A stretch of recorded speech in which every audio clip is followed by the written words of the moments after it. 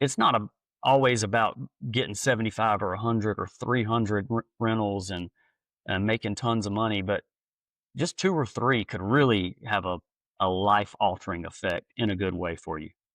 There's this guy I worked with, great, super good guy.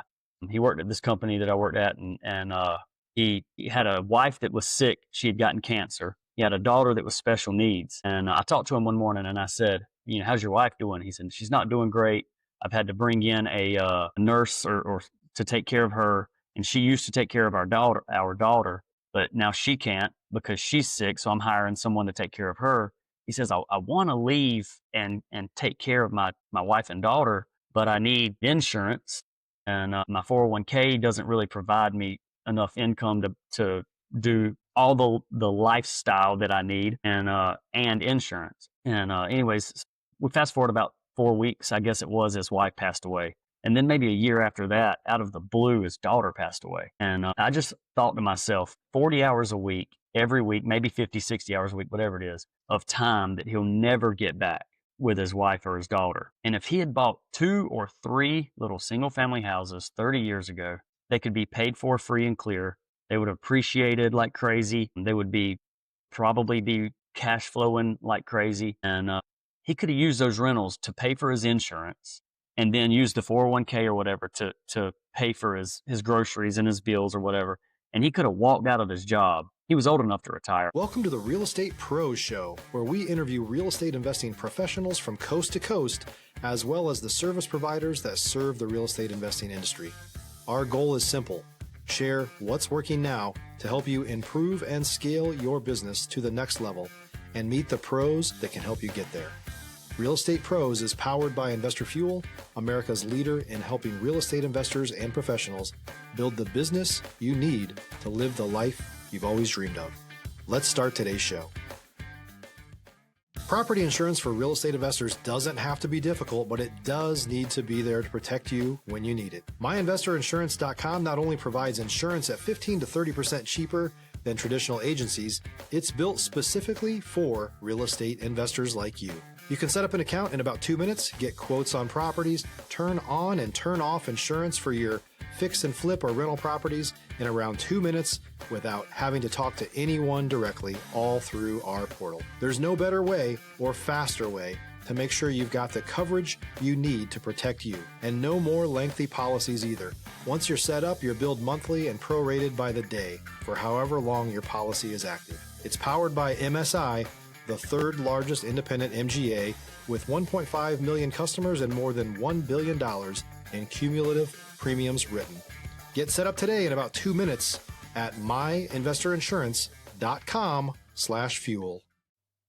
Hey everyone, welcome to the Real Estate Pro Show. I'm your host, Erika, and today I'm so excited to be joined by Kyle Doriety, who's been making serious moves in the residential real estate investing space. Kyle, I'm so glad to have you on the show today. Thank you. Thanks. I'm glad to be here. I'm excited. So let's dive in, Kyle. For people who may not be familiar with your world, give us the rundown. How did you get started in investing? Yeah. So when I was about 17, or so, my mom, I got a wonderful family, hardworking mom and dad. And my mom's always been, she had high expectations for me and my sisters. And she was asking me, hey, what are you going to do when you get out of school? You'd be thinking about this. You're becoming an adult. And I remember telling her I wanted to own my own business. And she was like, well, you need to have a job with benefits and insurance and stuff like that. So I guess I just took it for what she said. And I said, well, I guess that's what I should do then. So I started, thinking about different jobs and stuff. And there's a company from my hometown that is kind of the envied place to work in a way. A lot of people desire to work there. And so I ended up getting a job there. I got an internship actually in college. And then I worked really hard. I wanted to get hired. I got hired on. Then I wanted to work in a specific department. So I worked really hard and I got a job there. Then I wanted to kind of move up through my pay progression, and I did all that. And then Stop living on an island and join the #1 mastermind in America for professional real estate investors. Investor Fuel is a community of hundreds of the nation's top investors working together to build stronger businesses and better lives.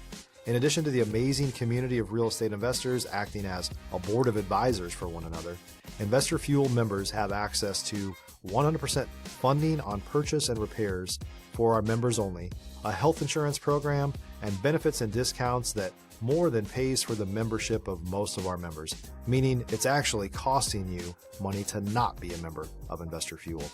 If you're looking to scale your business and build a business that allows you to live the life of your dreams, please visit investorfuel.com today and book a call with our team. After I was about 24, probably, I realized I did all of that stuff, and I said, I'm still not happy. I still don't like this. And so I had to do some thinking and some praying, some soul searching, and I finally figured that I've just done what everybody else wanted me to do, and maybe not what I was supposed to do. So then I said, I just want to be an entrepreneur like I did when I was 17. And so then I started working, trying to figure out what business do I want to start. And through YouTube and Instagram and watching all kinds of videos and stuff, I got led to Rich Dad, Poor Dad. And, it just blew my mind. I'd never heard of anything like that. I didn't know anybody with money or anything about wealth or time freedom. And so I read that book, and within 90 days, I went and bought a rental. And then, Kyle, what markets are you operating in? Yeah, I'm in Florence, South Carolina is my home market, but we buy property all in from Florence and the surrounding areas here, all within, I would say, within an hour or so of Florence. Awesome. And then what would you say is like your specialty within the market? Like what kind of properties are you focusing on? Yeah, so primarily we're buying single family houses that are about 1,500, say 1,000 to 1,500 square feet. And anything that is in the, let's say, 1,000 to 1,500 in rents is kind of stuff that we're hanging on to, that we're keeping as rentals. And then if it doesn't quite make sense to fall into that buy box as a rental, anything above that that's a nicer property that maybe doesn't make sense as a rental, we'll flip it and sell it. And anything that's not as attractive as a rental or a flip that may be on the lower end of the spectrum there, we will introduce those to other investors. Sometimes we'll partner with them, with another investor or something if it's just not my thing. It's not my thing, that those lower end rentals. But if I can partner with somebody who's got some experience in it, then we'll consider that too. Yeah. Kyle, you told me before that you're a numbers guy. So tell me a little bit like your process with what you're looking for, if a property is like a good fit for you or not. Yeah. So I look for probably B or C class rentals, normally like young professionals. I want it in a decent neighborhood. If I wouldn't want my wife walking the dog at 7 p.m. or 7:30 in the neighborhood, I'm probably not going to hang on to it as a rental. Another trick that I've learned along the way is I like for there to be, like, I get leads that are in these real rural areas, but if there's not a Starbucks, a Chick-fil-A, a Publix, or something close by, I'm probably not going to buy it. Those companies have big market analysis teams that they pay millions of dollars a year for. And so they do all the hard work. They analyze the market, and then they decide whether it's worth their investment. So if it's good enough for Starbucks, Chick-fil-A, or Publix, or Harris Teeter, or something like that, then it's probably good enough for me. If you're looking for consistent, high-quality leads, look no further than Investor Machine. Investor Machine isn't just another agency. It's the most sophisticated, data-driven lead generation company on the planet for real estate investors, and serves the role of being not just a lead generator for your business, but a marketing partner that is helping you achieve your goals along the way. Go to investormachine.com to learn more and schedule a call with our team today.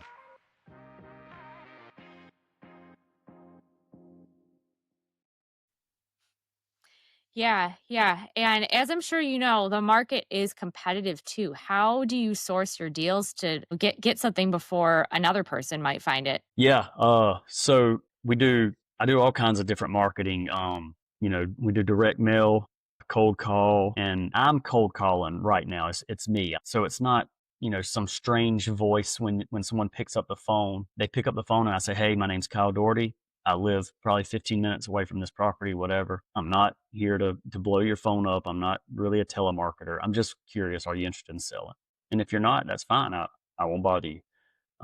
So it works pretty well, especially in a small town where a lot of times you get in those conversations and the seller or the potential seller could know some of my family or something like that. So direct mail, cold calling. I've even got some little flyers made that just has a picture of my wife and I, says we'd like to buy your property. It's a little story about, how we live in Florence, we invest in Florence, we want to see Florence get better. And as I'm riding along and I just see a property's got tall grass, looks like it hasn't been lived in a while, I'll swing in there and, sit it on the doorstep or maybe throw it in the mailbox or whatever. So, and then, once you get those leads, to answer your question, with all the competition, you gotta stay in touch with them. You gotta be serious. You need to be quick. You can't kick tires, so to speak. So when I get a lead they're interested in selling, I'm very respectful of their time, and we try to make an offer as quickly as possible. Within 24 hours, I'd really try to make them an offer on the property. And to be honest, 9 times out of 10, the answer is no. But that one time you get a deal and it makes it worth it, and you keep chasing the next one. When we were talking earlier, you said that one of your strengths is construction and that you deal with a lot of renovations. Kyle, how do you decide what kind of renovations you want to do on a property, whether it's, worth your time or, fits in your budget? Yeah. So for most of my rentals, we do BRRRR, the BRRRR strategy, and for anybody who doesn't know what that is, it's an acronym for buy, rehab, rent, refinance, repeat. So basically, we look at the property and we can analyze what do we think that this rehab is going to take. So let's say the purchase price is $100,000. We're going to put $20,000 into it in renovation. Well, we want to be able to, after renovation, put a renter in there and then go and refinance and get hopefully all of our money back out of it. But in some cases, if you leave a couple $1,000s in the deal, it's not the end of the world. I mean, that's still a good deal. So we will take the purchase price plus the renovations, and then we will look at the comps in the neighborhood and we'll see what is this house going to appraise for after we renovate it. So let's say this house appraises for $150,000 after we renovate it. The bank will loan you 75% of that price. So I'm not a math whiz, but let's see, what is that real quick? So 150,000 times 0.75. So that's $112,000. So on this particular deal, if we were in it for 120, the bank would loan us 112. We would walk away with 120 minus 112. We'd have $8,000 left in the deal at that point. I mean, that's a pretty cheap down payment on a property, So after that, we take all of our expenses, we run them out for a year. If you're a new or newer real estate investor looking to launch or grow your real estate investing business, please check out Investor Fuel Club. It's a coaching community, but unlike anything you've ever seen before. And you can actually partner with members of our mastermind from coast to coast on deals right in your market. There's no better opportunity to build a consistent business than to literally partner with pros to help you avoid costly mistakes, avoid the need for capital to do deals, and help you eliminate your fears as you're starting your business. Learn more about Investor Fuel Club at investorfuel.com/club. Our rents minus our expenses, that should be your cash flow. And then we calculate our cash on cash return.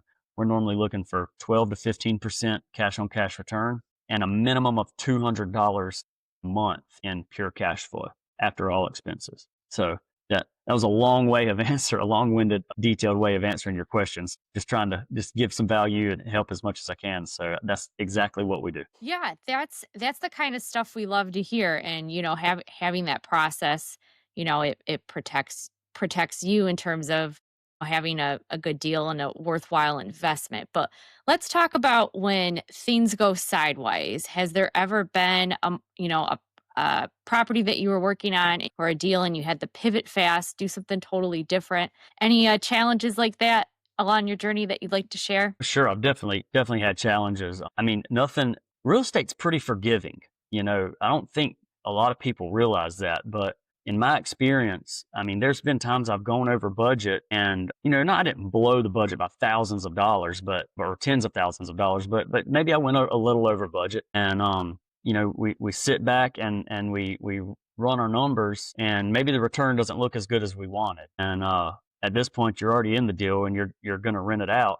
And in one particular instance I'm thinking of, we ended up renting it for $100, I think it was, a month more than what we had ran our numbers at. So where we went over budget, we were protected, luckily, by the market. Admittedly, it was luck, but the market rents were higher than what we had projected. I say luckily, but also we're running our rents conservative as well. So, you talk about these numbers, running these numbers and stuff. That's a big safety net for you. If you're conservative before you ever buy the property, it'll really save your bacon on making a few mistakes after the closing and stuff like that. So I've had that. I've had properties fall out of contract. You get something, you're fired up, you're looking at it, you think you're going to make 30 grand on a flip. One particular instance I can think of, we went in and measured the property after we put it under contract, and it measured 100 square feet less than what it was listed as at $160 a square foot for the after repair value. 100 square feet is $16,000 off of the purchase price. Or off of the sale price, I should say. So that's a big hitter. And then you got to have that conversation with the seller where you say, hey, this house is not going to sell for what we thought. We either need to come off of the price or we can't buy it. That's not an easy conversation to have, but we try to avoid that.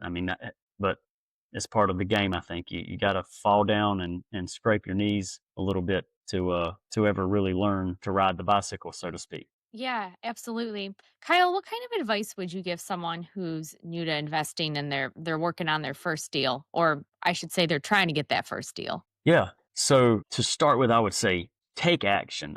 That's probably the biggest mistake, I guess you could say, that I see people making. There's a story that someone has told on a podcast. I'm pretty sure it was Brandon Turner from Bigger Pockets. Now he's got his own thing, but it's something like he had, I don't know what belt you get when you first start karate. He has, like, I guess it's a blue belt or whatever it is. He's like, I got a blue belt. And the instructor says, that's the hardest belt to get. 90% of the population never gets that belt. So it's the same thing with investing. You just got to do it. Your first deal is not going to bankrupt you, probably. And it's also probably not going to make you super rich. But you got to do the first one. You just got to take action. You'll learn from that one and you'll build on it. And you'll snowball into the second and the third and the fourth deal. And so taking action would be a huge piece of advice. And then for me, something I wish someone would have told me, or maybe they did and I just didn't listen or didn't understand, but marketing is such a huge deal. I went for several years, a few years at least, just waiting on deals to fall in my lap. Maybe I'd look on Zillow or talk to some people here and there, but I was really afraid to embrace the I'm an investor, I buy property kind of what's the word I'm looking for, that just that identity is the word I'm looking. Yeah, it's hard for me to embrace that identity to begin with. And but if you just from day one start telling people I buy property, don't worry about how you're going to do it. Just start saying it and embracing it and really marketing, as far as whether it's direct mail or cold calling leads or whatever it takes. But so take an action and do some sort of marketing for yourself. Yeah, excuse me. That's really solid advice. Kyle, what do you see next on the horizon for yourself when it comes to investing? What are you looking to do? Yeah. So we talked a little earlier. My goals right now are I want to get to 75 rental units. One of my biggest goals. I'm a buy and holder at heart. Everything that I look at, I have a hard time, coaching myself out of keeping it as a rental. So rentals are a big focus for me. I want to have that buy and hold wealth that's you can flip 100 houses a year and make a bunch of money, but if you don't keep flipping, your income stops. So it's important for me to have those buy and hold rentals. The goal, like I said, now is 75. Maybe I'll go beyond that once I get there, but I got to start at something. So right now we're aiming for that, and then I want to be doing 500,000 a year in net profit across my businesses. So I have two different businesses, the real estate business and another one. Between rentals, flipping, and the other business, I want to blend that for a $500,000 a year profit. So that gives you a mix of that slow wealth building rental income that just keeps happening. It's like a little oil rig pumping over and over and over every month. And then that mixes with the fast, so to speak, money of flipping houses and getting chunks of cash coming in. So those are my biggest goals in business for right now. That's exciting, Kyle. Before we wrap up, if someone wants to reach out to you, connect, maybe they want to work on a deal with you, how should they contact you? Yeah. So check me out on Instagram or Facebook. Instagram's probably best. I respond to any kind of DMs or anything I get. I'm not that famous, or really not famous at all. So I don't have to worry about my DMs being flooded with people trying to hit me up or whatever. So yeah, hit me up on Instagram. I love to talk to people about investing and trying to help people as much as I can. I'd be happy to help you out any way I can there. Well, thanks so much for sharing your time and your story and all the helpful insight for our listeners today. Yeah, sure. Thanks. I had one story I wanted to throw in here, if that's cool with you, Erica. Oh, yeah, go for it. Okay. Go for it. So this is something that I tell folks all the time, um, to drive home the importance of investing and outside of a 401k or whatever your employer may provide. There's this guy I worked with, great, super good guy.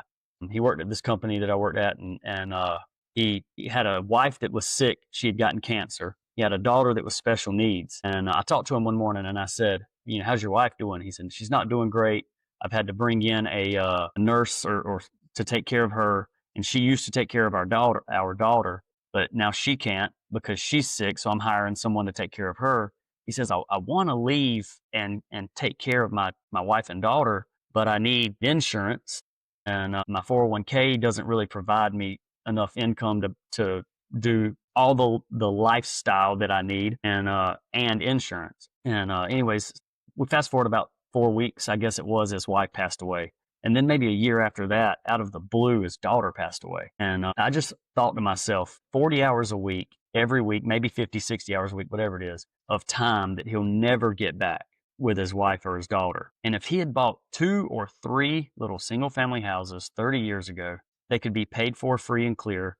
They would have appreciated like crazy. They would probably be cash flowing like crazy. And he could have used those rentals to pay for his insurance and then use the 401k or whatever to pay for his groceries and his bills or whatever. And he could have walked out of his job. He was old enough to retire, I should mention. He was in his 60s, I think, early 60s. But yeah, so it's not always about getting 75 or 100 or 300 rentals and making tons of money, but just 2 or 3 could really have a life-altering effect in a good way for you. Yeah. Yeah, absolutely. And so many people, what they're looking for isn't just that wealth, it's getting that time back. Yep. Yeah, that's Yeah. exactly right. And at the Yeah. time, as we know, it's the most important asset that we got. Yeah. Yeah, absolutely. Well, Kyle, it was so awesome having you on. For our listeners, if you got value from this episode, make sure that you're subscribed to the Real Estate Pro Show. We've got more conversations coming up with heavy hitters like Kyle who are transforming the investing space. We'll see you on the next episode. Thanks for joining us for today's Real Estate Pros Show. You can learn more about the amazing benefits of the Investor Fuel Mastermind community, including surrounding yourself with hundreds of other rock stars, 100% financing for your deals, and members-only discounts from vendors you're likely already using that, as a member of Investor Fuel, will save you more than the cost of your membership. Visit investorfuel.com to learn more. If you're interested in joining us as a guest of this show, please visit investorfuel.com/pros to apply. You can also check the show notes for access to free resources, how to get access to world-class lead generation, and much more. Don't forget to subscribe so you never miss another episode. Have a great day. We'll see you on the next show.